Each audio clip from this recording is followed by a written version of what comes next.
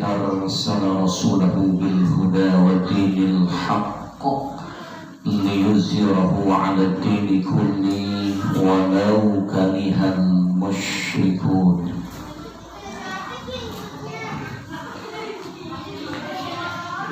أشهد أن لا إله إلا الله ذو الجلال والإكرام وأشهد أن سيدنا محمدا عبده ورسوله خاتم النبيين. اللهم صل وسلم وبارك على سيدنا محمد وعلى آله وأصحابه الكرام. أما بعد، قالوا سبحانك لا علم لنا إلا ما علمتنا إنك أنت العليم الحكيم.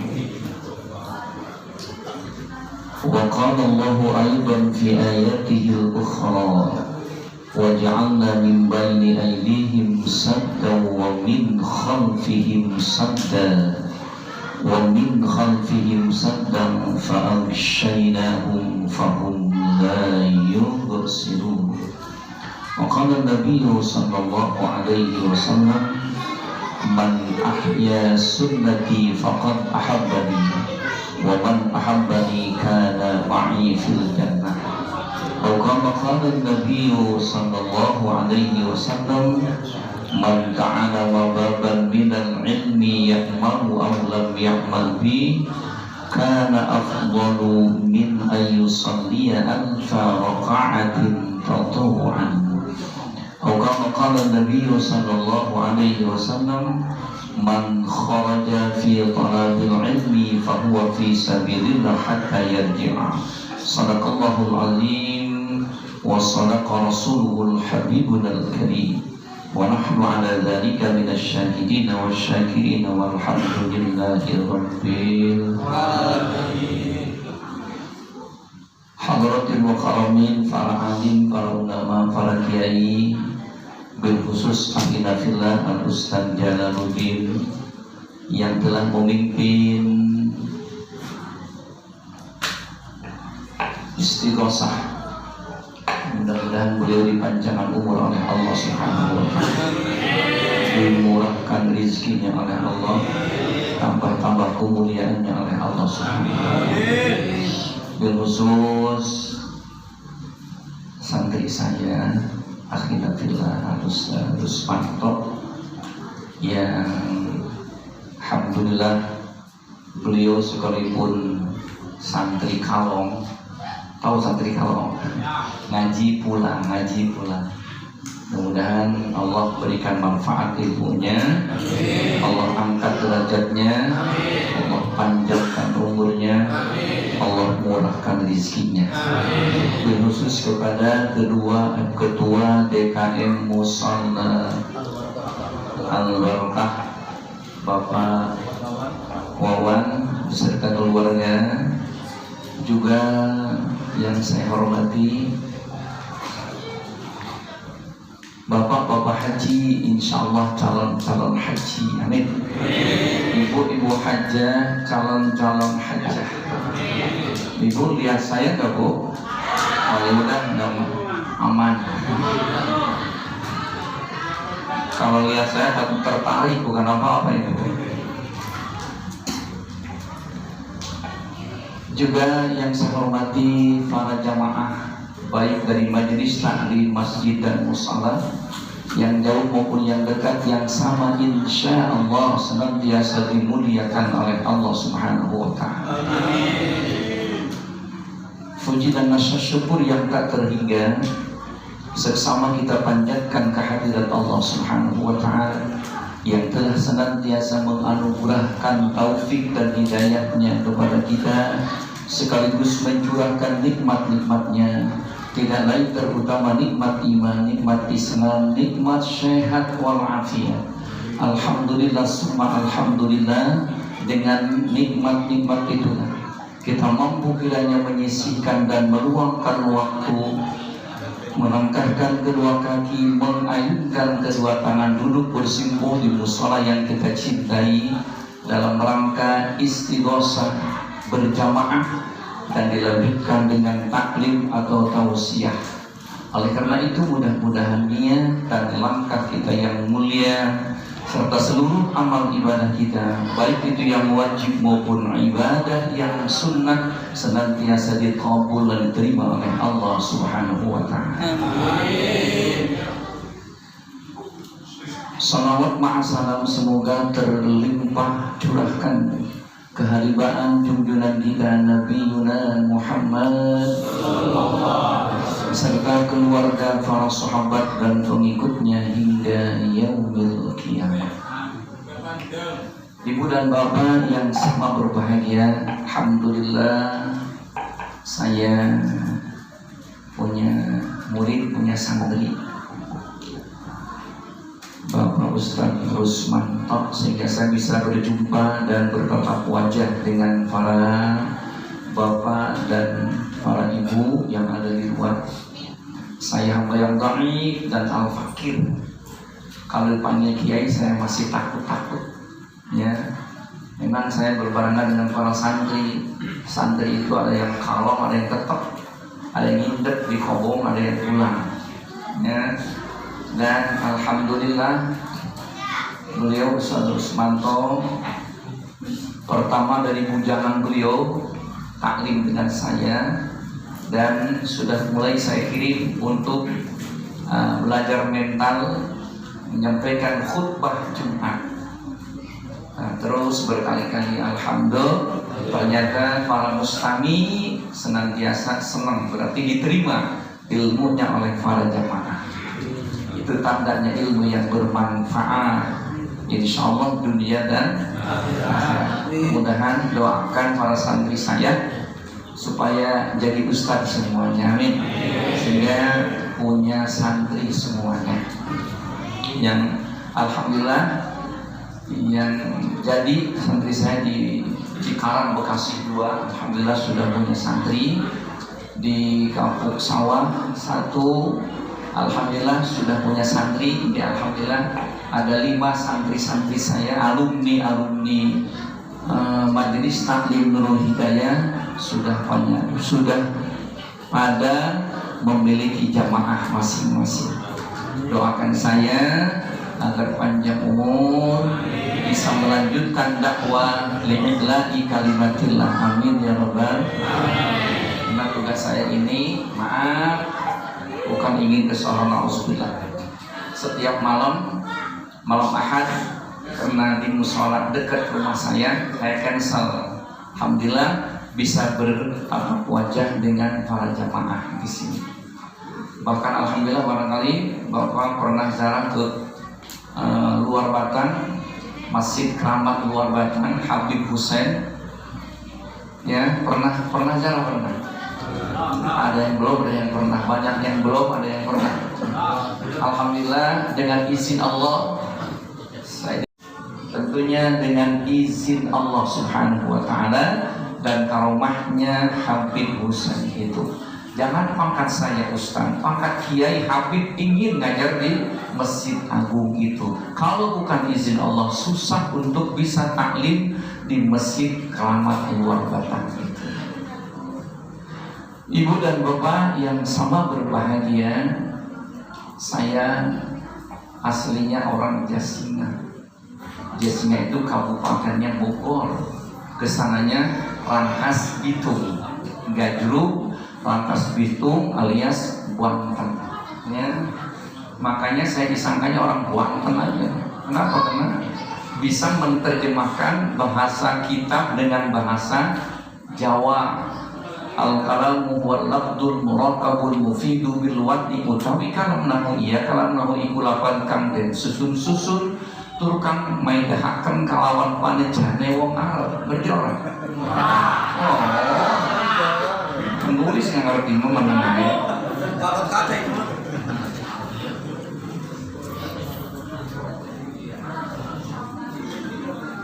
padahal saya asli Sunda, tapi karena oleh para syekh, guru-guru itu diajarkannya bahasa Jawa. Kenapa?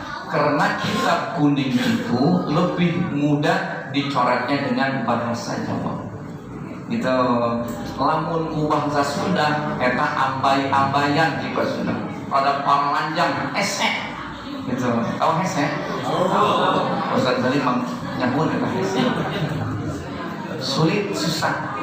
Tapi kalau bahasa Jawa mangkolon mangkur apa iku iki gitu ya. Utawi iku setiap utawi jadi mubtada iku jadi khobar. Nah, itu menurut bahasa Jerman tapi bagian barat. Jerman tapi bahasa Jerman tapi bagian barat. Wong Banten. Nah sekarang kita kaji saudara. Ulama-ulama ilah min Jawa Tengah saking Jawa Timur itu semuanya dengan bahasa Jawa. Benar. Lari ke Cirebon, Syekh Syarif Hidayatullah itu bahasanya Jawa. Lari ke Banten bahasanya Jawa. Syekh Nawawi Al-Bantani yang mengarang kitab Tafsir Munin ini itu pun dengan bahasa Jawa. Maka semua santri baik yang ada di Jawa Timur, Jawa Tengah, Jawa Barat itu menerjemahkan para kiai as-salafi dengan bahasa Jawa. Kenapa? Karena bahasa Jawa mah rada gampang dicoretna. Gitu. Bahasa Melayu sama aja susah dicoretnya. Hanya saya ajarkan sama santri ing, iku, utawi gitu. Gitu lah. Itulah ilmu para santri. Maka pangkat saya mah ya lulusan astrologi, perguruan tinggi lulusan astrologi. Tanya kiai ini, apa itu astro? Apalagi ngaliwat. Benar? Namanya kastro. Makanya semua santri itu lulusan dari perguruan tinggi astrologi. Astrol. Tahu itu santri? Ada yang ngecek liwat. Subhanallah. Nggak punya lulusan saya mah. Tapi alhamdulillah dengan berkahnya ilmu, pernah saya ceramah ke Kuningan, Cirebon, Pekalongan sudah, alhamdulillah. Jawa Tengah, alhamdulillah. Lampung, Sumatera, alhamdulillah. Itulah berkahnya ilmu. Kenapa? Karena janji Allah Subhanahu wa taala, yarfa'illahu alladhina amanu minkum walladhina utul ilma darajat. Yarfa'illahu, Allah akan mengangkat derajat orang yang berilmu, siapapun itu manusianya, dari suku manapun ia, bahasa manapun ia, kalau ia berilmu akan diangkat derajatnya oleh Allah Subhanahu wa ta'ala. Yakin ya? Maka ayo gali nih ilmu kiai, habiskan ya. Habiskan ilmu kiai. Kalau kurang nyari lagi, banyak kiai-kiai lain ya. Allah. Kenapa? Karena di zaman era tinggal landas sekarang ini, era globalisasi dan era westernisasi. Bahasa mana itu? Kenyamai.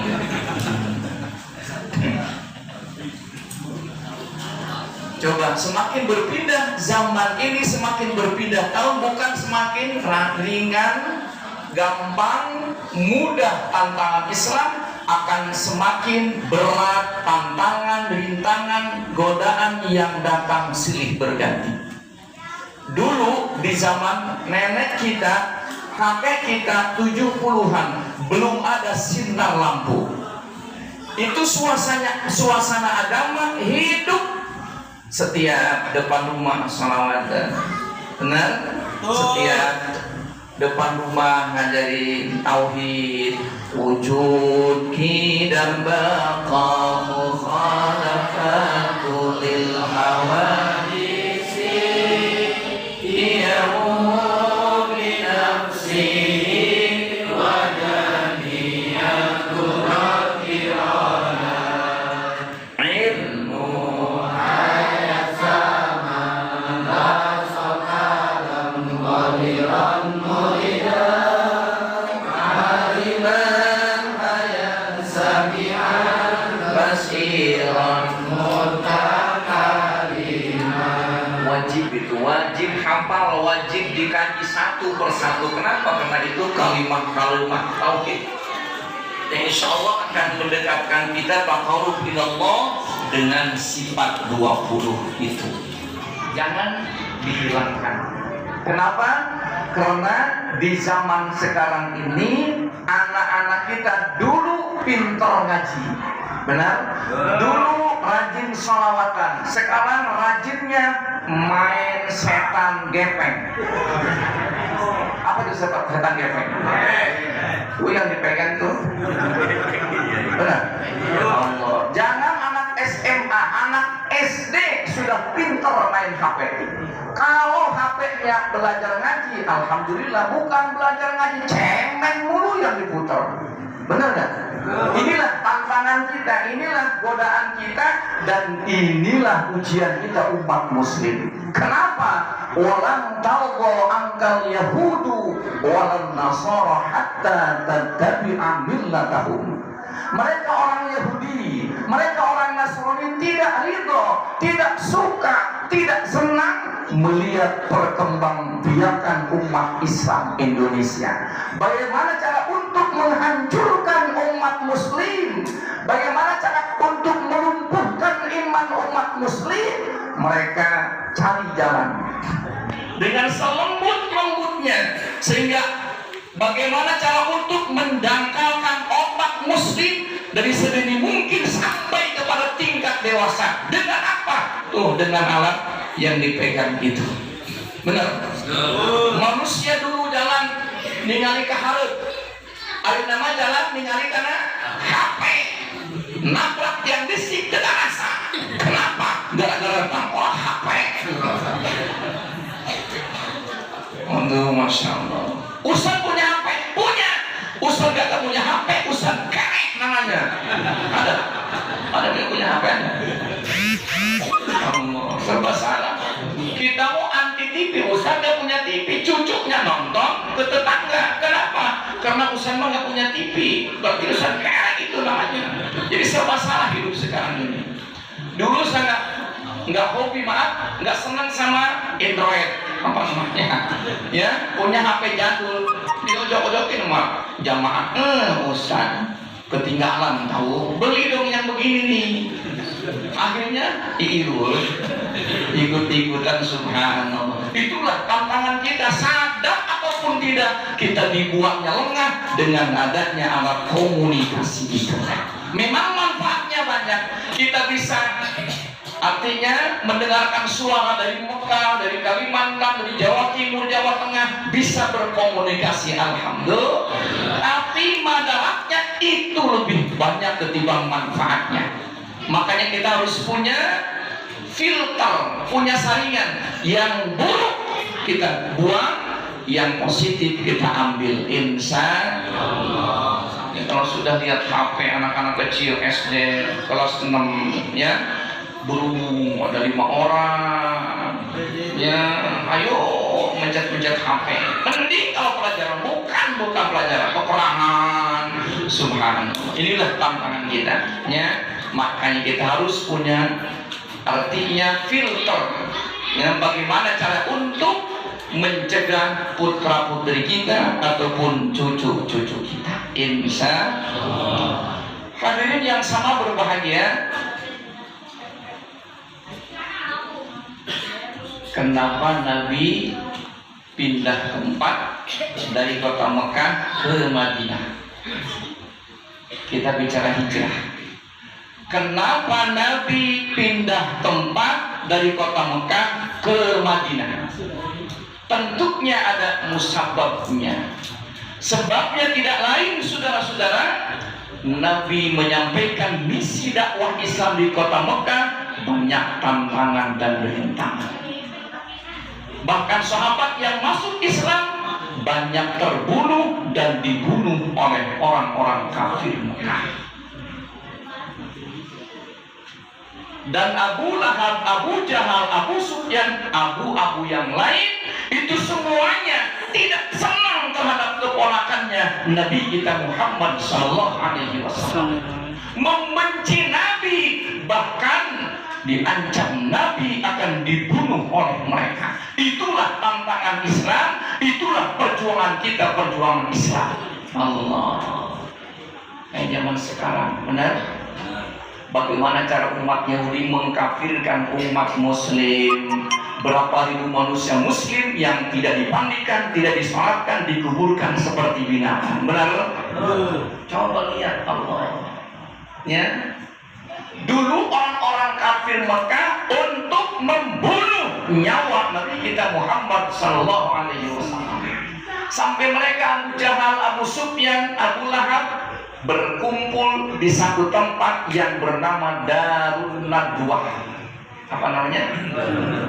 Apalin Darun Nadwah. Mereka secara intern dan tidak terbuka untuk umum. Lalu apa musyawarah itu? Ada 3 keputusan. Yang pertama, Muhammad kita buang ke hutan belantara supaya dimakan binatang buas. Nanti Muhammad is dead juga. Tahu is dead? Maut, tahu maut? Mati. Pae, tahu pae? Keputusan yang kedua, mendingan kita Muhammad penjarakan saja. Jangan ada satu manusia pun yang membesuk si Muhammad itu. Nanti lama-lama di penjara juga mati. 2.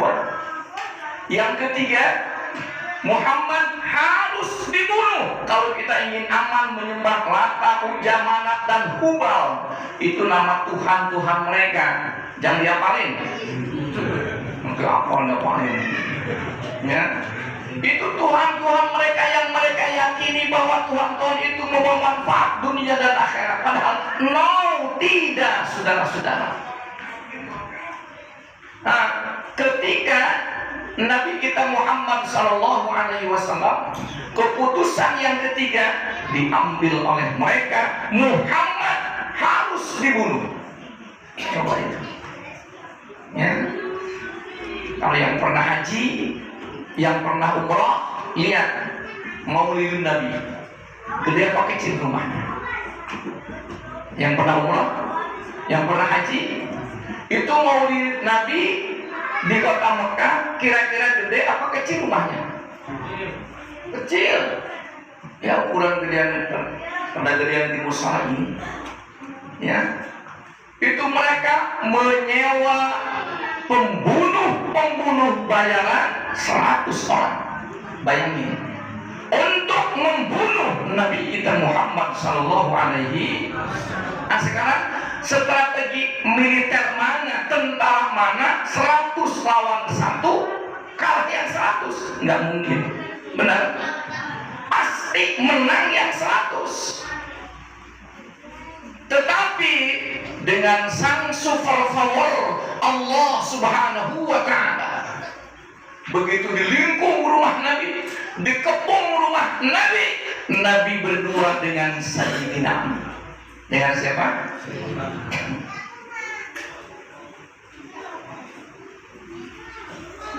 Pada serat ke suara, bisa makan jengkol.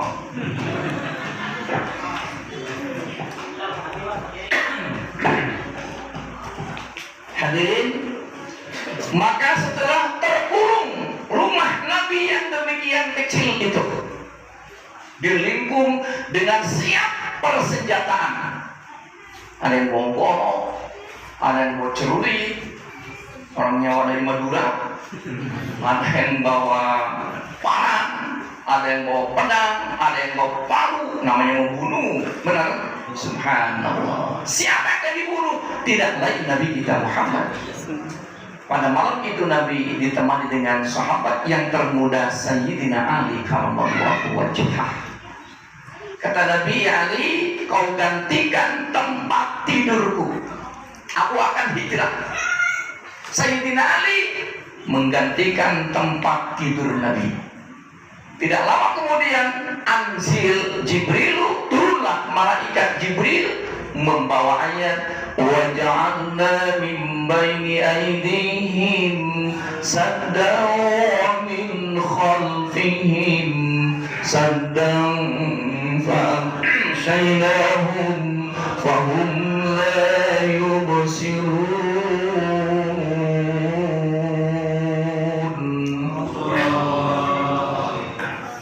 Wa ja'alna, kami jadikan di depan mereka belakang mereka tertutup rapat. Eta mata molotot tapi nggak lihat. Kalau 100 orang matanya 2 jadi berapa? 200 mata belum tapi nggak lihat. Itu namanya buta melek. Cikurang Sunda tema lolong. Nyolong. Lolong mata molotot tapi lempok. Subhanallah. Kenapa? Nabi membaca ayat itu dalam satu riwayat tafsir, Nabi mengambil tanah, dilemparkan ke depan, ke belakang, kanan dan kiri. Waja'alna min baini aydihim saddan wa min khalfihim saddan fa'amshaynahum. Mereka tidak lihat sama sekali. Cikurang Sunda mah Jawara Kulon eta ngaranna ilmu halimun. Orang lain enggak lihat kita, kita lihat orang lain. Itu Nabi musuhnya pada bongong karena Nabi akhlakul karimah, akhlak yang mulia, nggak diapa-apain sama Nabi. Kalau kita musuh pada bongong, kita tinggal ngapain gitu? Buang satu dia, orang pulau, cabok ini. Nabi tidak. Itu Nabi keluar, semuanya berdiri dan tidak ada yang melihat Nabi itu keluar. Subhanallah. Makanya Bapak kalau ingin tidak kelihatan sama keluarga, baca itu 17 kali, jangan napas. Habis napas, innalillah wa inna ilaihi.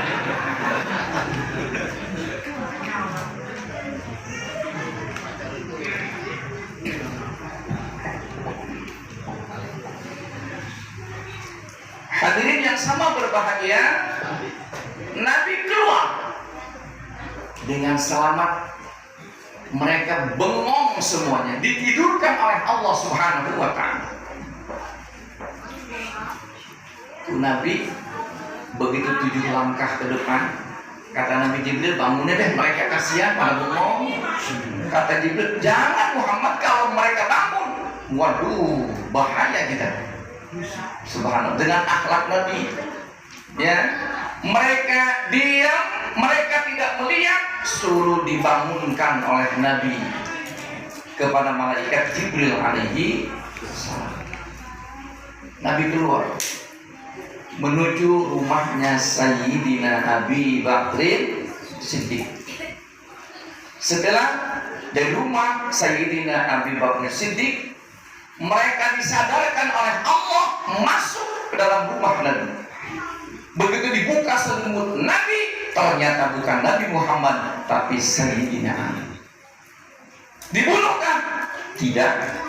Diikat di tiang. Jangan bisa ngamuk. Karena mereka kecewa yang akan dibunuh oleh mereka. Ternyata kalau bahasa kita sudah kabur.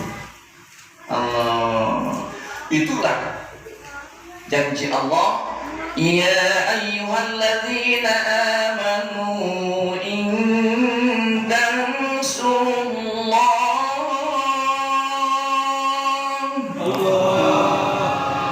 yansurkum wa yusabbit aqdamakum.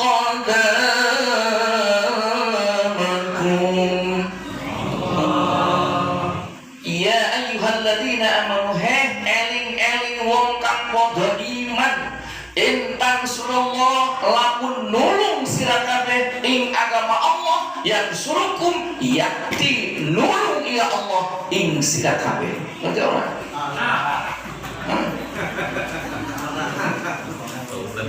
Bahasa Jerman itu.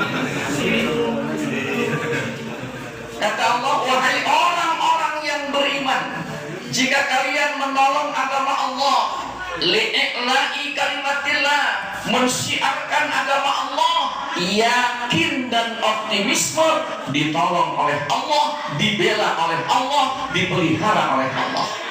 Yakin apa enggak? Jangan takut sama nomor 19. Kalau takut Jumat ditutup. Waduh. Ada berita ada? Sono di sono. Sini mah enggak dibuka maksudnya. Ada yang ditutup ya? Pantang dulu. 2 kali cukup. Kosong. Berarti 2 kali naik Jumat. Nah, siapa yang nanggung dosa itu? Yang nanggung dosa siapa yang nanggung dosa? Yang itu. Iya. Tanggung jawab di hadapan Allah Subhanahu. Ya Allah, paling kapuk. Dari mulai pandemi pertama sampai saat ini, jangan pun maafnya hari Jumat ini karpet nggak pernah dibuka. Ustadz yang paling bandel saya itu paling dicorong kelurahan Kapuk. Ustadz Nur dari mana? Min Banten. Oh pantas dari Banten. Kalau lain orang Sunda ini pas lurahnya orang Bandung atau lalu Sunda yang lurah keluarin ayat ini. Ternyata mereka diam, kami ini cuma hanya menjalankan dari atasan, bukan melawan Jumat gitu ya Allah. Makanya itu tadi janji Allah, orang yang menolong agama Allah, membela agama Allah, mensyiarkan agama Allah, yakin ditolong oleh Allah, yakin dibela oleh Allah, yakin dipelihara oleh Allah Subhanahu. Yakin apa enggak? Yakin apa enggak? Kenapa ke Jumatan? Masya Allah ya, padahal penyakit buatan Allah semuanya. Kalau tidak ada izin Allah nggak mungkin terjadi. Benar? Wa ma musibatin illa bi'id, wa ma musibatun illa bi'idna. Apapun yang mengenai yang bernama musibah itu semua dengan izin Allah. Makanya ayo kita perjuangkan agama Allah, ayo kita junjung tinggi agama Allah. Insya Allah semua kita akan dipelihara oleh Allah Subhanahu wa Ta'ala. Andai kata kita lagi ngaji kena sahid fisabilillah. Coba yang kena di mana? Di rumah sakit yang kena, di masjid nggak ada yang kena. Kenapa baru kemarin itu Istiqlal baru dibuka Jumat, berapa Jumat nggak dibuka-buka? Siapa yang tanggung jawab? Yang nyuruh tadi itu. Siapa yang nyuruh itu? Oh presiden biarin. Allah, itulah zaman sekarang ya. Dan inilah tantangan kita. Bagaimana iman Islam kita diuji oleh Allah? Kuatkah kita melawan ini ataupun tidak? Ternyata banyak yang tidak kuat. Benar? Banyak yang takut keluar rumah dengan alasan COVID.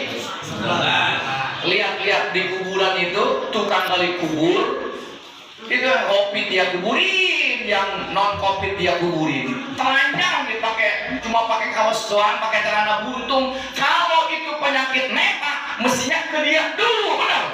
Ternyata tukang gali kubur sehat-sehat, benar? Orang ditakut-takutin gitu. Ya kita lanjutkan. Bagaimana perjuangan Nabi, saudara-saudara, setelah dari rumah Sayyidina Abu Bakar Siddiq menuju ke Gua Hira namanya. Gua itu ada 2, ada Sur, ada Gua Hira. Ketika waktu di sana saya tidak boleh untuk naik ke Gua Sur karena jaraknya 1 jam naik, 1 jam turun. Ya, baca ya kalau sehingga tidak sempat untuk bisa naik ke sana dan tidak diperbolehkan oleh kepala regu ataupun kepala maktab dulu ya, nggak boleh. Hadirin yang sama berbahagia, Nabi berdiam diri selama 4 hari 4 malam di Gua Hira. Dengan siapa? Dengan sahabat Sayyidina Abi Bakar Siddiq.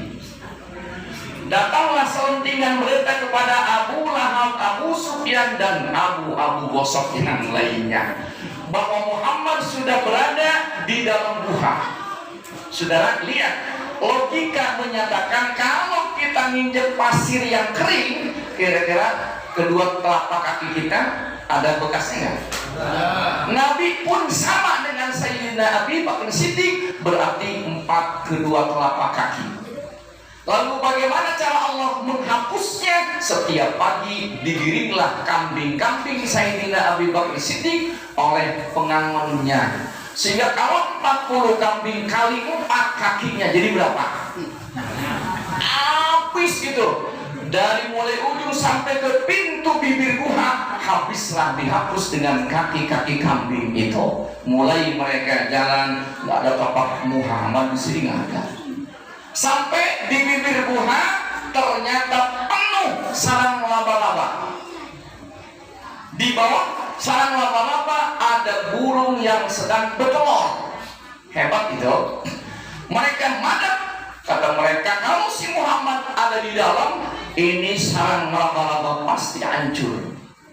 Ternyata sarang laba-laba masih utuh dan telur burung ini tidak terinjak, berarti Muhammad tidak ada di dalam. Padahal Nabi ada. Itulah wa makaru wa makarallah wallahu khairul makirin. Itulah tipu daya Allah. Mereka balik lagi tidak berhasil membunuh Nabi kita Muhammad. Nah, Nabi setelah ngindep di gua itu kan banyak lubang-lubang ditutup dengan kain-kain.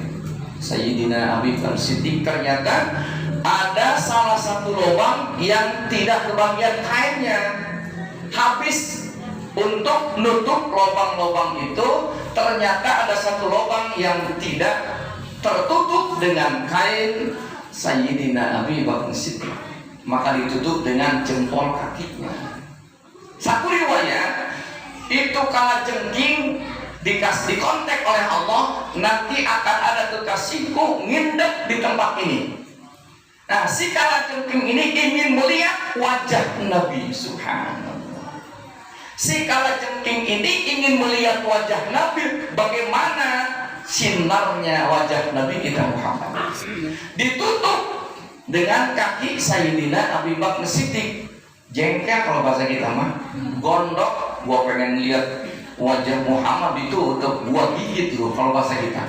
Digigitlah kakinya Sayyidina Abi Bakar Siddiq. Maka Nabi tidur di pangkuan beliau Sayyidina Abi Bakar Siddiq, maka meneteslah air mata membasahi pipi tanpa terasa. Pas jatuh di wajah Rasulullah SAW. Nabi bangun. Ayah naon, iya ayah naon.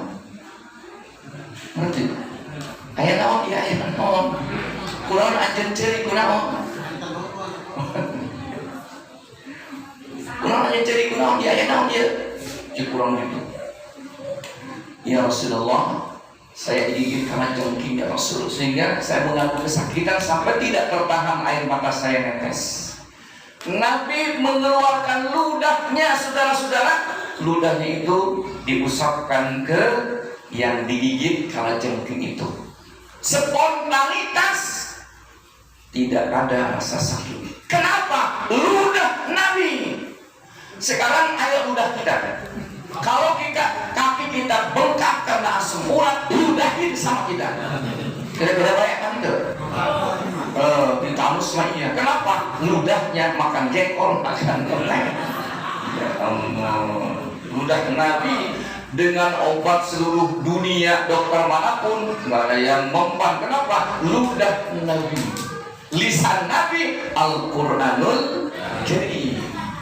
Makanya ludahnya jadi obat yang sangat mujarab, sehingga Sayyidina Abi Bakar Siddiq spontanitas baik, tidak merasa kesakitan. 4 hari 4 malam Nabi keluar dari gua itu, melanjutkan perjalanan hijrah. Kemana? Ke kota Yasrib, bukan Madinah, bukan.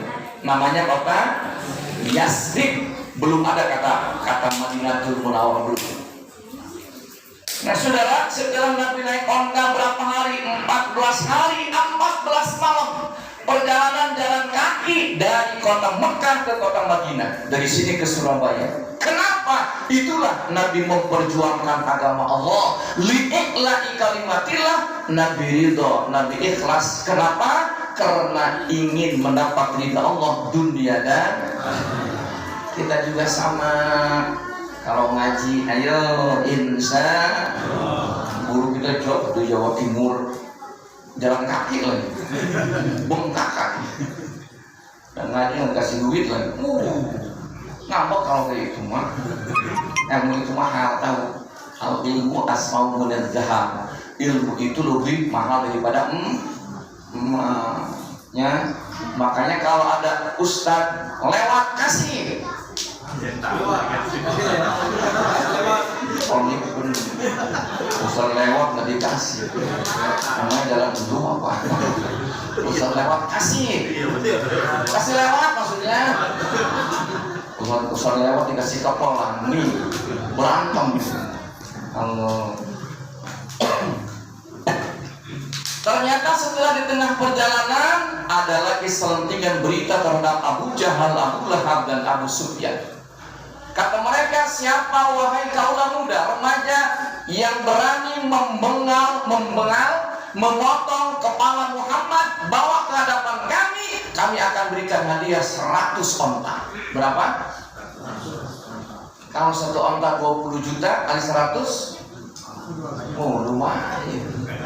Siapa yang berani saudara? Itulah yang namanya Suraqah. Makanya punya anak, punya cucu jangan dinamain Suraqah, itu jahat.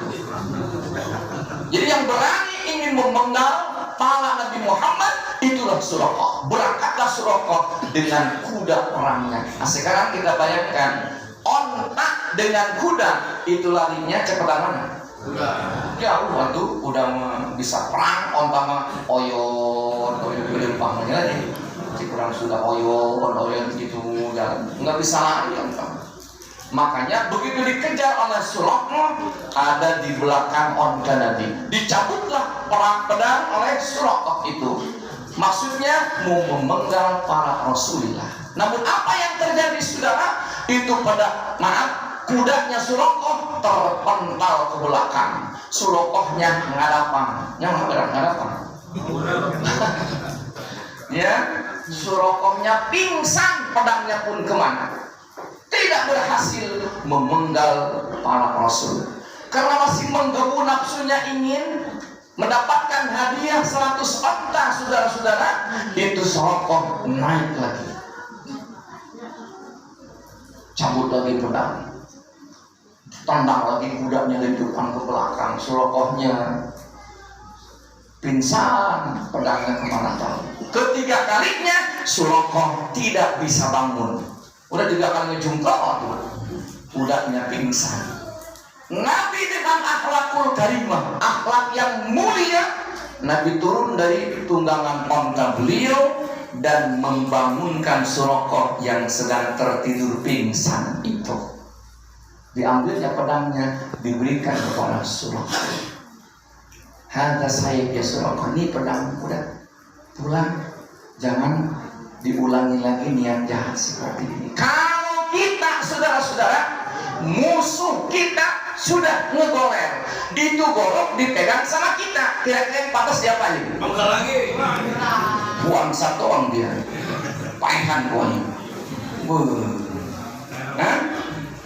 Nabi tidak, saudara, itulah akhlakul karimah. Makanya wajar kalau Nabi bersabda, inna bu'istu liutammima makarimal akhlak Nabi.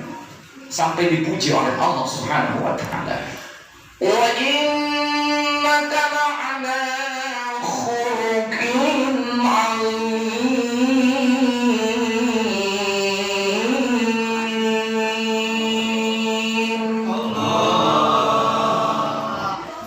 Enak suara pengen datang ke rumah saya. Syaratnya beras putih, ayamnya warna putih. Nanti saya korek tuh apanya, tenggorokannya, nanti keluar cacing, toge pada keluar. Cakep suaranya. Insya tetap aja suara bopor lain susah. Suara itu ada buah, ya, ada suara pales, ada suara min. Kalau suara pales nggak di rumah gemol bisa merubah, nggak bisa merubah. Teman saya di Burang sampai 11 kali. Eta ada nahung betul nahung. Nggak enak itu ada. Kenapa? Suaranya tidak ada bakat. Maka bakat hikmah suara itu ada bakat. Waktu saya kelas 5 SD itu sudah jadi juara umum tingkat kelurahan. SD sudah juara umum MTQ tingkat kelurahan. Ya kenapa? Yang lainnya sakit semua. Ngerti nggak? Menang saya orang yang lainnya sakit. nggak ada yang juara. Ya, terpaksa saya jadi si juara. Hadirin yang sama berbahagia, itulah akhlak Nabi. Makanya Nabi memuji, Allah memuji Nabi kita. Itu namanya kajian ilmu tauhid qadim alal hadis. Yuk kita ngaji pujian, ada 4. Pertama, qadim alal khadim. Allah memuji Allah sendiri. Mana dalilnya? Subhanalladzi asra bi'abdihi lailan minal masjidil haram. Subhana, maha suci Allah, yang memahasucikan Allah, yang maha suci juga Allah, yang memuji Allah, yang dipuji juga Allah. Itu namanya qadim alal, yang kita ngaji dulu. Yang kedua, qadim alal hadis. Allah memuji makhluknya. Mana dalilnya? Wa innaka la'ala khuluqin. Itu Allah memuji makhluknya. Siapa itu? Nabi kita Muhammad. Yang kedua, ya ayyuhalladzina amanu, ya ayyuhalladzina amanu, wahai hamba-hambaku yang selalu dipuji kita oleh Allah. Berapa ratus ayat Al-Quran yang mengatakan ya ayyuhalladzina. Cuma terkadang yang dipujinya ada boroon. Udah dipuji orang yang beriman, sholat kagak, ngaji kagak, padahal rumahnya dekat dari musola, samping musola, ngaji hente, sholat hente. Ada yang begitu ada? Mana orangnya?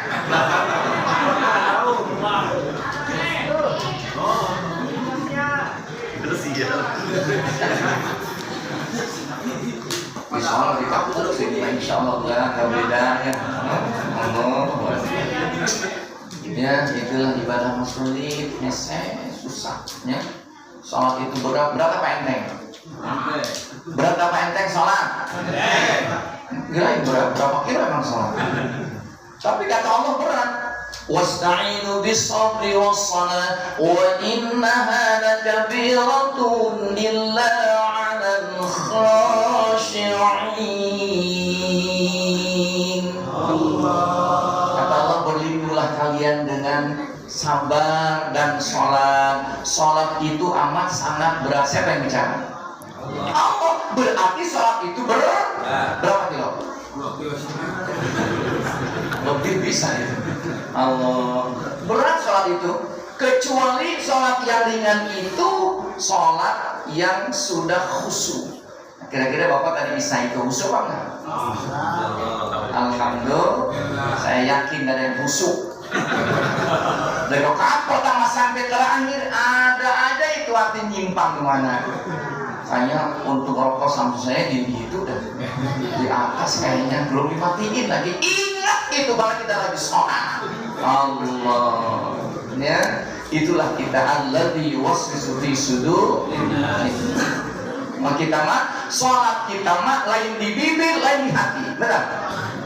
Lain di bibir lain bibir baca Bismillahirrahmanirrahim, alhamdulillahirabbil alamin, arrahmanirrahim, maliki yaumiddin.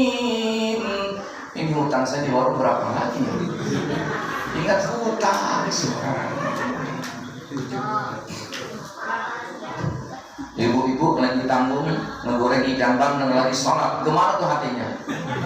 Pasti kan? Itulah kita, berarti kita termasuk saya hamba yang baik. Sholat itu belum khusyuk, benar? Belum pernah khusyuk, tapi jangan berhenti. Kayaknya gua sholat nggak khusyuk, jangan berhenti, goblok. Jangan. Justru ujian kita semakin tidak khusyuk, insya Allah itulah ujian kita dari Allah. Semakin kita dekat dengan Allah Subhanahu. Fadhkuruni adhkurukum washkuruli wala takfurun. Kalau kita banyak mengingat Allah, Allah akan banyak mengingat kita. Dan jangan sekali-kali kufur kepada Allah. Ini gua sholat mulu rajin, duha juga rajin, tahajud tiap malam, tapi miskin mulu gua. Apa gua berhenti sholat? Ada begitu? Nauzubillah. Jangan, karena sholat itu bukan minta duit, benar. Sholat itu untuk dunia dan akhirat. Doa kita, Rabbana atina fid dunya akhirati wa qina adzaban. Itu tujuan kita. Dunia mah hayang bahagia, sekalipun makan karo gesek ya, tiap bengi ya, tiap dina mangan karo gesek, mulu gesek ora apa-apa. Teu nanaon urang dahar jeung lauk asin oge. Yang penting insya Allah di akhirat akan dapat surganya Allah Subhanahu wa ta'ala. Terus wani biro Terus balapan. waduh. Hadirin yang sama berbahagia, kita selang dulu. Nih perbedaan umat muslim dengan non muslim. Ada dua sekawan, dua-duanya ahli mancing dan ahli ngambil ikan. Bukan ini malah lagi ngaji. Jangan ke situ. Dua-duanya kafir Yahudi dengan muslim ini hobi mancing.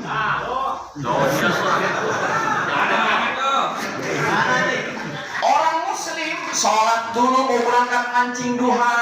Allahumma in kana rizqi fis sama'i fa'anzilhu ya Allah. Kalau toh ada rezeki di langit tolong turunkan ya Allah. Wa in kana fil ardi fa'akhrijhu. Kalau toh ada di perut bumi tolong keluarkan ya Allah. Wa in kana ba'idan faqaribhu. Kalau jauh tolong dekatkan ya Allah. Wa in kana qalilan fakasru. Kalau dikit tolong banyakin ya Allah. Kemarin minta rezeki Allah, aku kasih rezeki dikit aja. Nah, kayaknya banyak kan. Nah, hadirin yang sama berbahagia, setelah minta sholat duha kepada Allah rizki, berangkatlah kedua orang ini ke tempat pemancingan. Orang Yahudi, orang non-Muslim, 1 jam itu penuh embernya. Umat Muslim dapat 3 ekor, jauh aku. Kata umat Muslim, kalau begini mah Allah kagak adil ini. Kan saya tadi sholat, benar, dekat dengan Allah, minta dulu sama Allah. Kok cuma dikasih 3? Teman saya udah penuh embernya, nggak adil kalau begini mah Allah.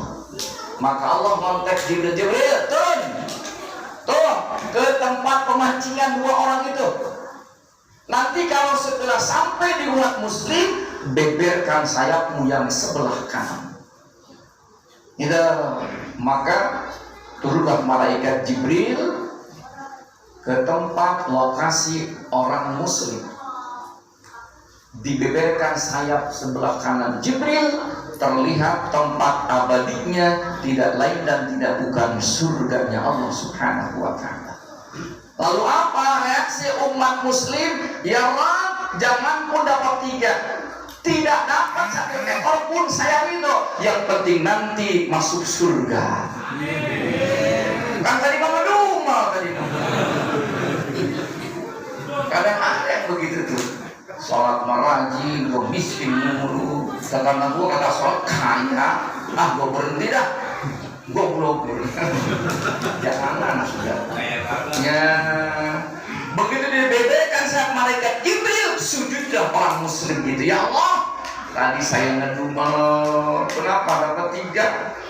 Sekarang bangga dapat menjadi masalah ya Rob. Yang penting nanti kaya di akhirat di surgamu ya Rob. Begitu. Kita juga begini insya Allah. Sholat itu berat, ngaji itu berat, ibadah itu berat. Insya Allah kalau kita paksakan akan ringan adanya. Benar? Kenapa? Karena setan mah kudu dipaksakan. Lamun teu dipaksakan setan mah ngalunjak ka urang. Benar? Kata setan, jangan lagi. Ustaznya itu juga bosan gua. Akhirnya mending nonton TV. Tuh, lihat si Amin tuh. Nah, Amin apa? Itu apa lagi lah.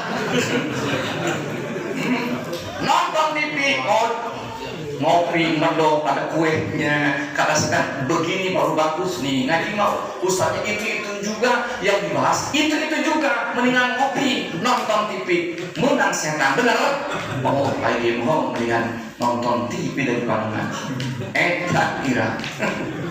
Ya Allah, itulah. Nah sekarang begini Pak, nonton TV 1 jam, dibawa baca Quran 1 jam, kuatan mana? TV. Bohong kalau kuatan baca Quran, bohong. bohong itu. Mulai bola jam 1, berhenti jam 3, berarti 2 jam. Jam 3 bohong, subuh kesiangan. Ada begitu ada? Allah. Itulah kita. Nah, itulah kita. Jadi berat tantangan hidup ini. Kalau kita ingin mencapai ridha Allah dunia dan makanya itu tadi intan surullah yang surupun. Kalau kita ikhlas membela agama Allah, ikhlas menolong agama Allah, insya Allah ditolong, dipelihara, dijaga oleh Allah Subhanahu wa Ta'ala. Insya Allah. Terus.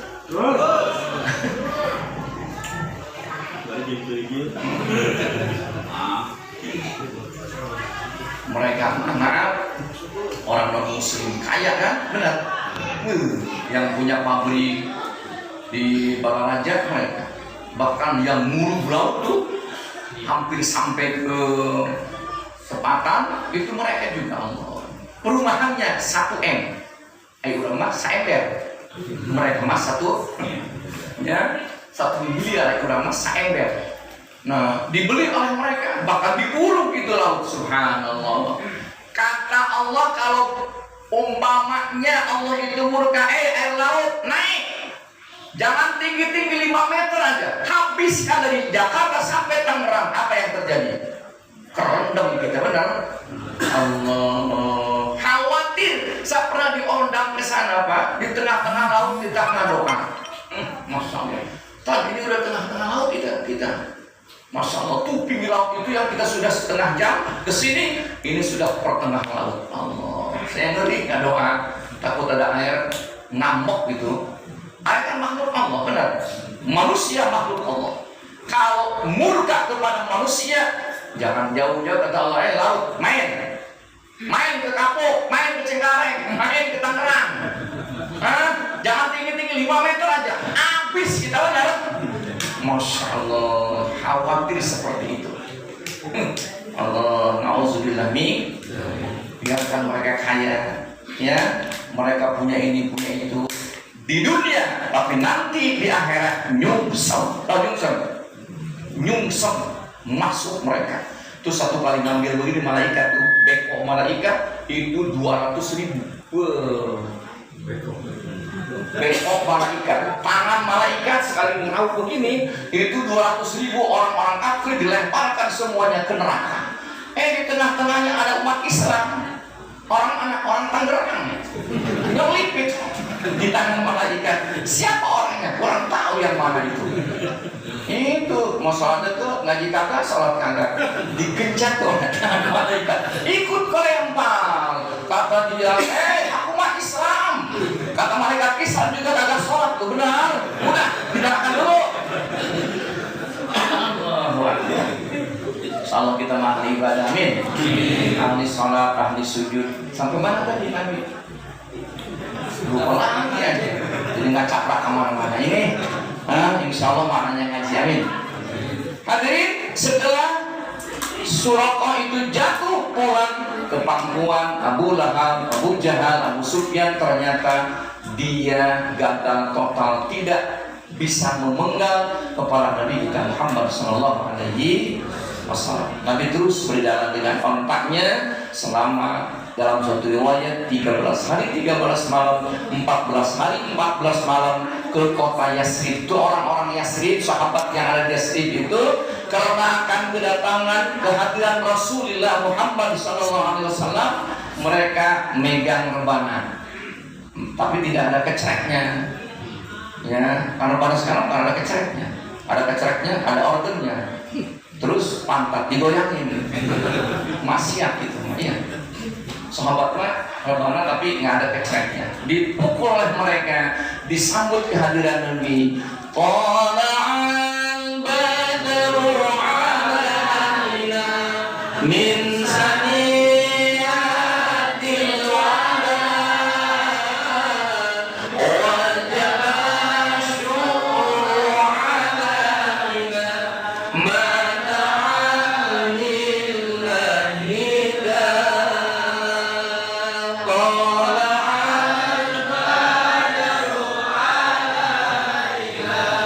Bisa